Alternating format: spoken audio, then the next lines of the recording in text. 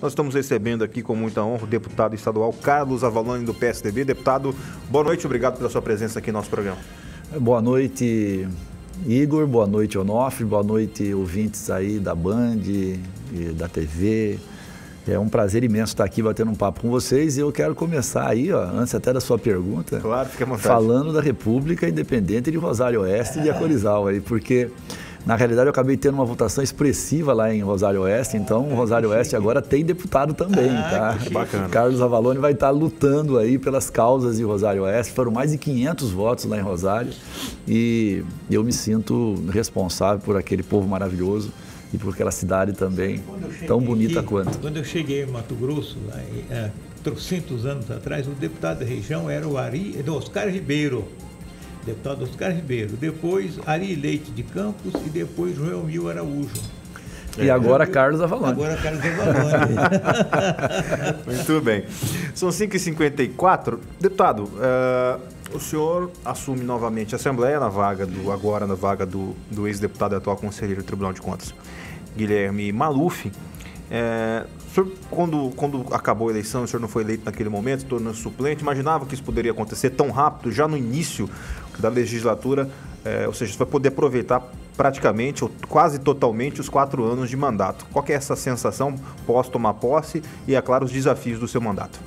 Olha, eu costumo dizer que a gente tem que procurar todo em Deus as justificativas e as explicações para muitas coisas, né?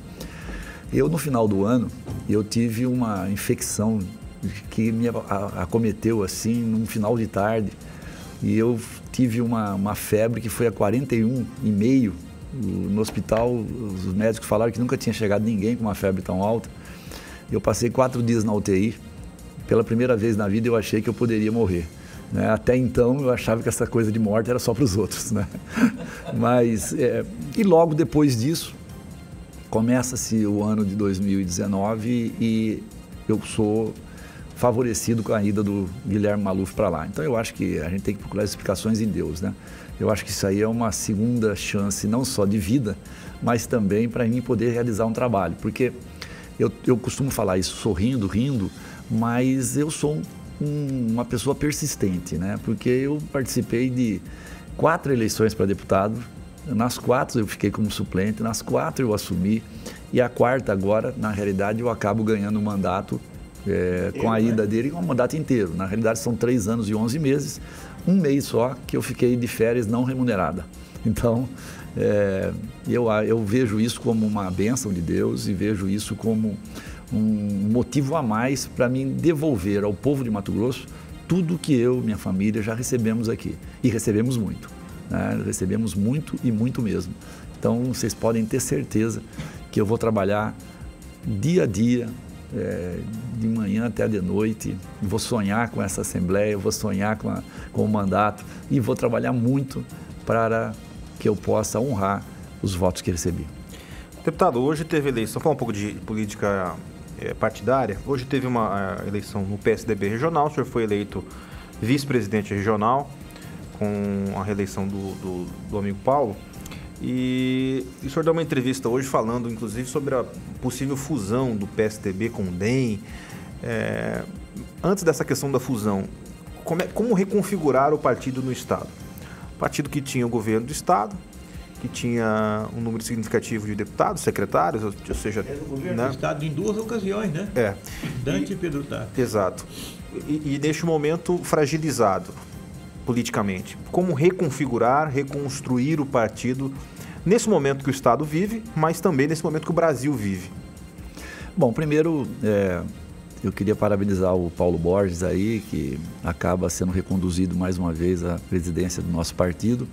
Eu fico como vice-presidente e nós resolvemos fazer uma gestão compartilhada. Eu estava montando uma chapa para disputar as eleições no partido e não tinha muito sentido eu e o Paulo, que somos eleitor um do outro, né? Eu sempre votei no Paulo e o Paulo votou em mim e nós fazemos chapas separadas. Então resolvemos fazer de forma compartilhada. Ele vai tocar o partido que ele quer entregar o partido com todas as contas em dia, com tudo aprovado, e ele vai ficar até fevereiro do ano que vem.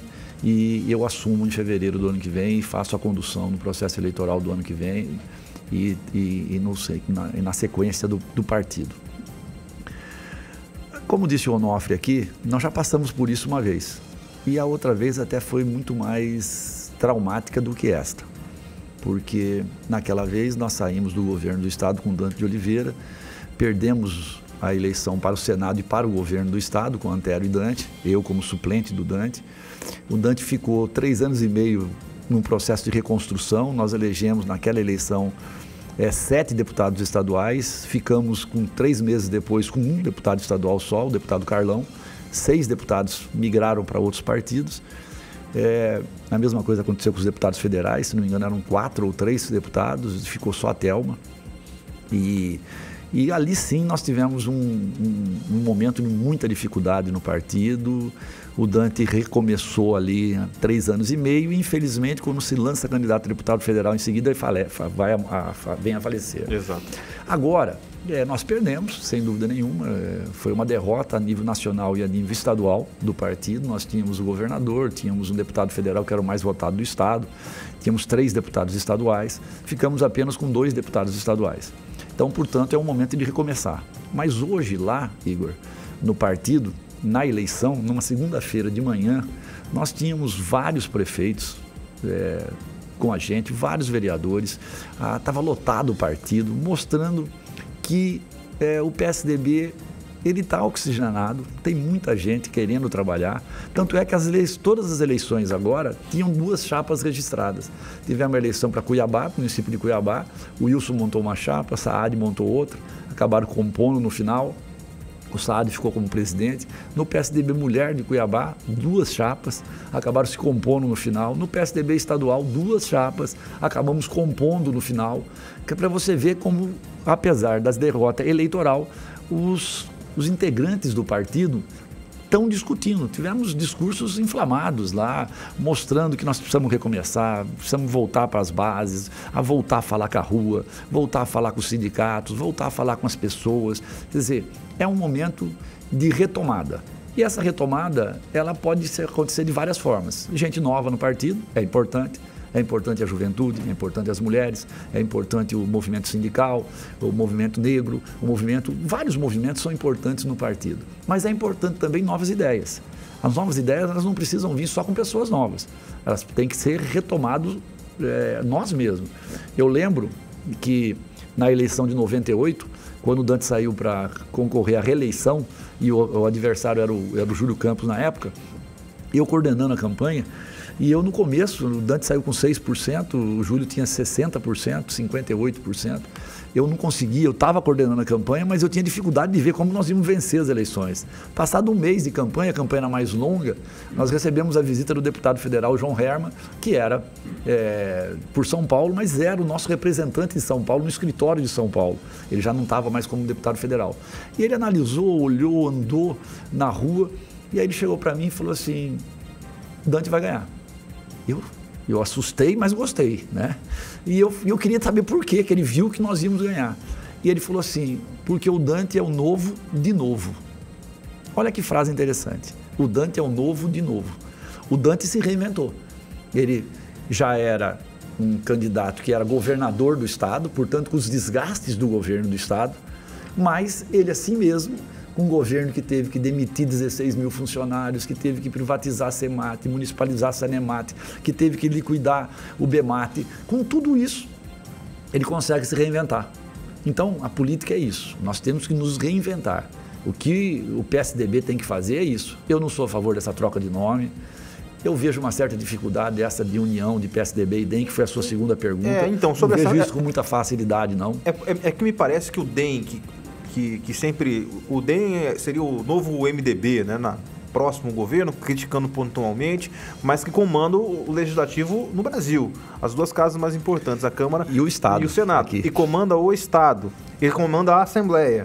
Né? Então, aqui no Estado, de fato prospera isso ou não prospera? Olha, eu vejo com muita dificuldade. Eu não vou dizer que não prospere. Nós já vimos outras fusões. Naquela época, se não me engano, foi o PP que fundiu ou formou o PP, duas siglas que se reuniram naquela época. Aqui no estado era Garcia Neto, era Oswaldo Sobrinho, e se reuniram. O MDB e foram para o... houve uma junção, uma fusão. Eles eram o PP e fundiu com o PMDB. Aí o Carlos Bezerra deu uma rasteira em todo mundo depois da eleição e tal. Então isso já aconteceu em outras épocas históricas aqui no estado. Não quer dizer que, e no Brasil também, não quer dizer que não vai acontecer. Eu só acho que um DEM, que está com todo este poder que você colocou aqui, e está, né, comandando as casas, fazer uma junção agora não me parece muito natural, mas que está se conversando, está.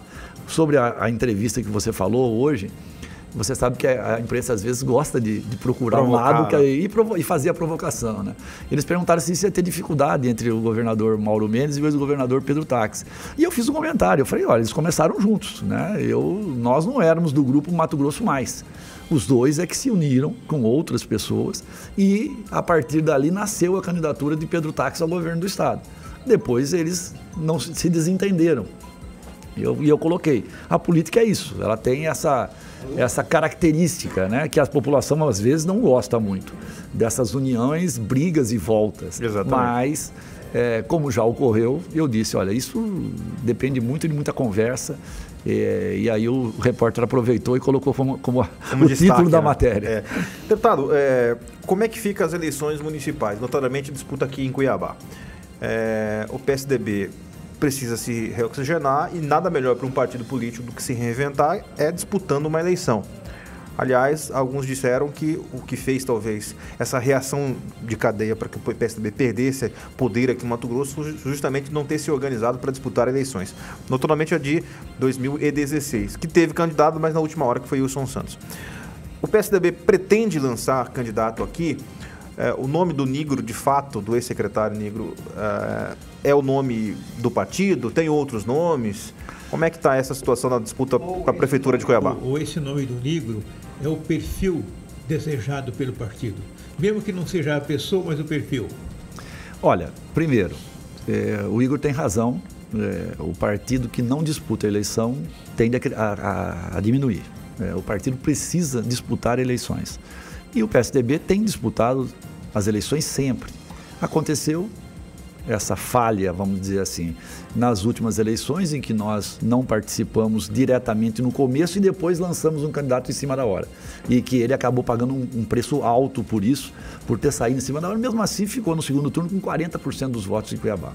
Então, o PSDB, se você for analisar Cuiabá e for ver as grandes realizações de Cuiabá, tem a mão do PSDB em todas elas quase, não todas, mas em muitas delas. As grandes obras de Cuiabá dos últimos tempos foram feitas por prefeitos como Roberto França, um dos maiores tocadores de obras que teve em Cuiabá, com Dante de Oliveira, com Wilson Santos. Então, Cuiabá tem a marca do PSDB. O PSDB deixou marcas importantes nas administrações que teve em Cuiabá. E, portanto, o PSDB não pode se omitir numa hora desta e dizer que vai ficar fora das eleições. Então, eu, como vice-presidente, como integrante do PSDB, vou trabalhar incessantemente para que o PSDB tenha candidatura própria. O nome do Nigro. O nome do Nigro ele foi lançado pelo deputado Wilson Santos na convenção. Na convenção, o Wilson falou, temos nomes, como o do Nigro, um excelente nome para ser candidato a prefeito. Nomes como o do Ricardo Saad, do Renivaldo, e de outras personalidades do partido. Hoje, inclusive, lá dentro, lançaram o nome até da própria Thelma. Falou, Thelma, você não está querendo sair a reeleição enchapada? Venha para Cuiabá, então, ser candidata aqui. Então, isso, o partido sempre está procurando candidaturas novas. Eu sei que a família do Nigro não vê isso, neste momento, com muita naturalidade, né? Porque as nossas famílias, de quem está na política hoje, não vê. Não tem ninguém. Lá em casa, você perguntar para o meu neto, que vai fazer 4 anos agora, que não conhece muita coisa, mas ele já sabe que, vovô, o senhor podia deixar de ser candidato. Por quê? Porque é muito doído para as famílias. Infelizmente, a política no país, por culpa dos próprios políticos, ela é muito mal vista pela sociedade, por grande parte da sociedade, e isso está fazendo com que pessoas de bem tenham receio de vir para a política. E isso é muito ruim para a política. Porque se uns não ocupam, os de bem não estão ocupando, outros vão ocupar. Então, isso nós temos que tomar muito cuidado. Então, o processo que nós estamos hoje no partido o Nigro é um perfil bom? Excelente, Onofre. Realmente, esse perfil do Nigro é muito bom. Eu acredito que o próximo prefeito de Cuiabá será um perfil novo, um perfil que nem o do Nigro, que é um perfil que a gente percebe que a sociedade gosta desse perfil, que nós estamos sentindo isso com mais naturalidade. Então, se nós temos um candidato com este perfil, quer dizer, por que não tentar viabilizar a sua candidatura, que passa por convencimento familiar, que passa por viabilidade política, e eu acho que o partido tem todas as condições de trabalhar isso e tem tempo para isso. Nós não devíamos estar discutindo tanto nome agora. Isso não é bom para o próprio Nigro, na minha opinião. É melhor discutir isso no começo do ano que vem. Mas o nome foi lançado e está colocado, então não tem como a gente não falar dele. Vamos dizer que o partido vai lançar o nome. Isso seria desperdício se não lançar, né? Que não custa nada. Você mora aqui há muitos anos, como eu moro há muitos anos. Eu moro mais do que você porque eu sou mais velho, né? Mas o que é que te faz olhar? Como é que você olha Cuiabá na visão de uma disputa de prefeito? Não importa o nome, o que essa cidade quer? O que essa pessoa pode oferecer a essa cidade no estágio em que ela está? Olha, eu fico me perguntando muito isso, Onofre, realmente, muito. Eu me lembro muito das nossas conversas, nossos almoços, café da manhã, onde a gente discute a política sem falar de nomes, mas falar de teses e falar de coisas importantes para ela. Até estou sentindo falta disso. Vamos marcar algumas dessas aqui proximamente. Mas esse momento da política é um momento que nós precisamos estudar e ouvir muito a população, mas principalmente os analistas, para a gente entender o que está se passando com a nossa política de um modo geral. Aqui em Cuiabá nós estamos vivendo um momento interessante, são os 300 anos da cidade. Eu me lembro, Onofre, que eu tinha 9 anos e fui na Praça Alencastro comer aquele bolo nos 250 anos de Cuiabá. 9 anos de idade. Eu fui lá, eu lembro, morava ali na Popular, na pracinha da Popular, e nós descemos a gurizada toda da Popular, invadimos a Praça Alencastro, e aí teve o bolo. Não sei se a maioria das pessoas sabe, mas o bolo, eu acho que naquela época ficou muito tempo ali expostos e tal, e o bolo estragou. E nós comemos o bolo e foi um problema mesmo na cidade como um todo, porque naquela época só tinha 47 mil habitantes Cuiabá. O pai da Carlina Jacob, o Eduardo... José Rabelo Leite. Não é o pai, não. O pai dela é o Rabelo Leite. Que fez, o pai, então foi pai de... que fez o bolo, que não tinha geladeira. Né? Eu acho que foi o pai da Carlina mesmo. José Rabelo Leite. E... de fato, o bolo estragou. Na realidade, eu vivi isso, eu estava lá, quer dizer, e eu fico lembrando agora, nós nos 300 anos, né? Nós nos 300 anos. Esse fato dos 300 anos e a próxima eleição vai estar impactada ainda por isso, certo? É um momento importante. Foi frustrante, deputado? Vamos botar o senhor na berlinda já de cara aqui. O senhor, como cuiabano, ficou decepcionado com as festividades, com o ano do tricentenário de Cuiabá? O senhor que viveu os 250 anos, esperava mais coisas, não esperava? Qual será a avaliação que o senhor faz dos 300 anos? O aniversário já passou, estamos no ano. Foi frustrante? Todos nós, com certeza, estávamos esperando mais. Mas nós estávamos esperando mais porque o momento do país não é bom. O momento financeiro do Estado não é bom, o momento financeiro de Cuiabá não é bom. Então não é fácil, as pessoas...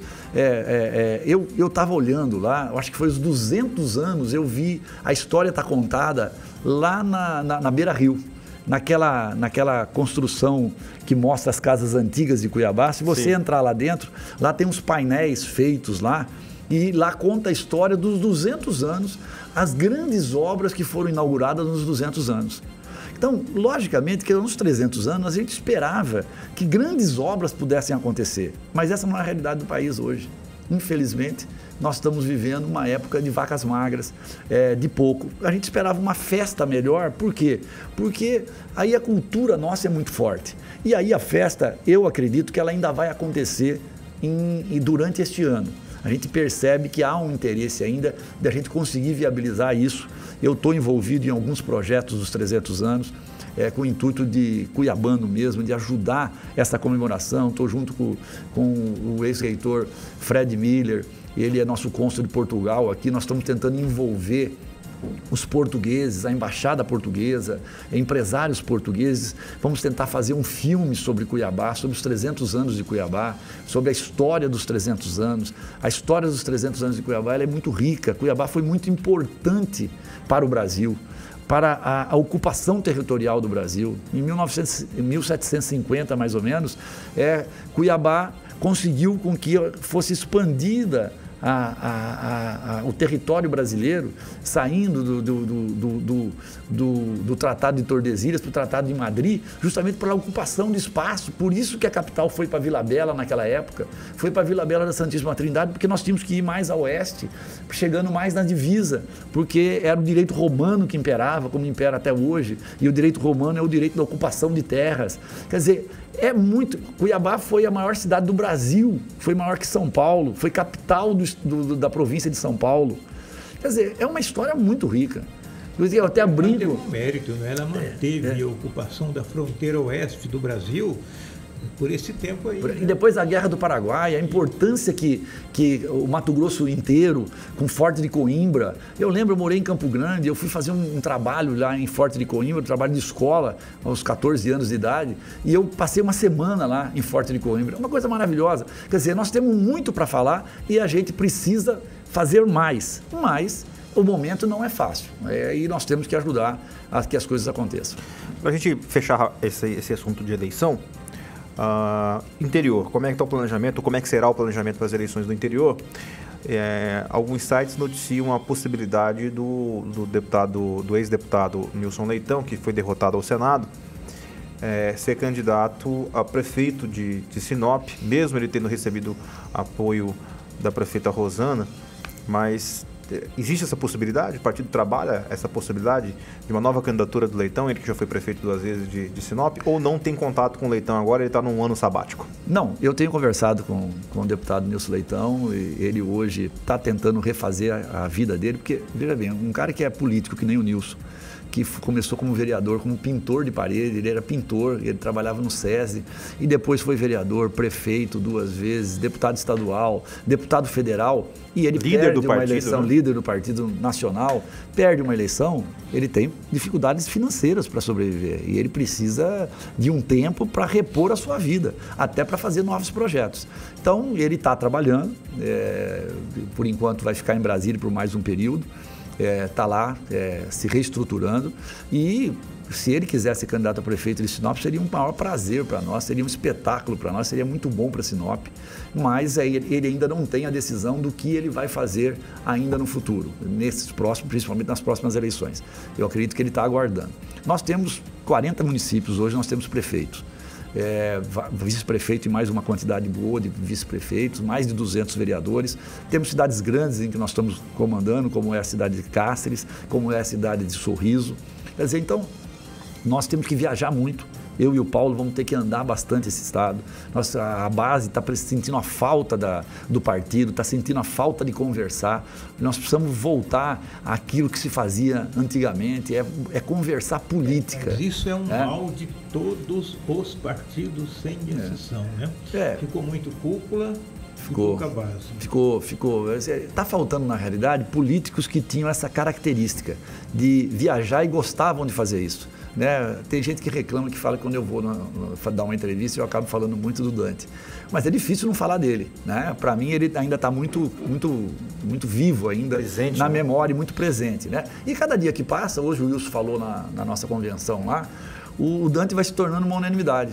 Quer dizer, ele quando faleceu não era uma unanimidade, mas com o tempo ele tem se tornado uma unanimidade. Quer dizer, a falta da presença dele, política no Estado, é uma falta muito grande, mas ele fazia isso com muita competência. O que o Dante gostava de ir para o interior, de viajar. Eu lembro que a gente viajava, saía de avião daqui para fazer ou campanha política, ou mesmo exercendo o mandato de governador. De sexta-feira até segunda-feira, nós fazíamos 17 municípios. 17 municípios. Quer dizer, então era uma sede por conversar, por ter o contato com o povo, e o povo sentia isso. Sentia a falta disso. E eu acho que o povo continua sentindo isso. Então nós temos que tentar recuperar um pouco essa forma de fazer política, que é ouvir bastante. E quando chegar nos lugares, falar menos, ouvir mais. Porque também o cara quer que você fale. Chegou o deputado. Não, o deputado está indo no interior para ouvir, não é para falar. É vocês que tem que falar do interior, dizer quais são as dificuldades, quais são. E aí a gente, quando for falar, vai mostrar como estamos fazendo aqui, e aí com estas informações nós vamos moldando os nossos projetos, o que nós vamos trazer de retorno. Muito bem, são 18 horas e 18 minutos. Deputado, quero agradecer a sua presença aqui no nosso programa, que já vai chegando ao seu final. Boa sorte aí no seu mandato, esses 4 anos, né? 3 anos e meio pela frente ainda, e sempre que tiver novidade, por favor, o espaço está sempre aberto. Tenho mais uns 2 minutinhos só para me... 1 minuto. 1 minuto, obrigado. Bom, eu queria falar um pouco sobre uma audiência pública que eu estou marcando na Assembleia para o dia 17 de junho, eu vou falar um pouquinho rápido, que é para a ferrovia, que a Rumo, que está vindo, e há uma discussão, uma preocupação de nós cuiabanos, de saber se ela vai descer a serra ou não, se ela vai passar lá por cima da serra e vai lá para o Nortão. E eu marquei essa audiência pública, já fiz os contatos com a Rumo. Nós vamos fazer lá dentro da Federação das Indústrias, no dia 17, no período da tarde. E no dia 13, nós vamos fazer uma visita ao terminal de Rondonópolis, que é o maior terminal ferroviário da América Latina. E eu já tenho as informações de que nós vamos conseguir fazer esse terminal aqui muito próximo de Cuiabá, aqui na Baixada Cuiabana, o que vai ser muito importante. Nós queremos discutir isso. E nós, que somos deputados aqui da Baixada também, não vamos permitir, se fosse o caso, e eu acho que não vai ser, mas de que essa ferrovia não passe pelos nossos domínios aqui da nossa Baixada Cuiabana. Então eu acho que isso é importante e eu quero discutir, já quero convidá-los a participar com a gente lá em Rondonópolis, dessa visita. O Onofre já foi em algumas visitas comigo no passado pela Assembleia. Nós vamos fazer uma coisa parecida com aquela, Onofre. Vamos convidar a imprensa para ir com a gente. Eles vão nos receber lá e vão mostrar tudo o que foi feito lá em Rondonópolis com esse terminal. E eu tenho certeza que o terminal de Cuiabá, o terminal da Baixada Cuiabana, poderá ser um dos maiores também, ou o maior da América Latina. Obrigado, deputado. 18 horas e 19 minutos. O programa de hoje fica por aqui. Obrigado pela sua audiência e até amanhã.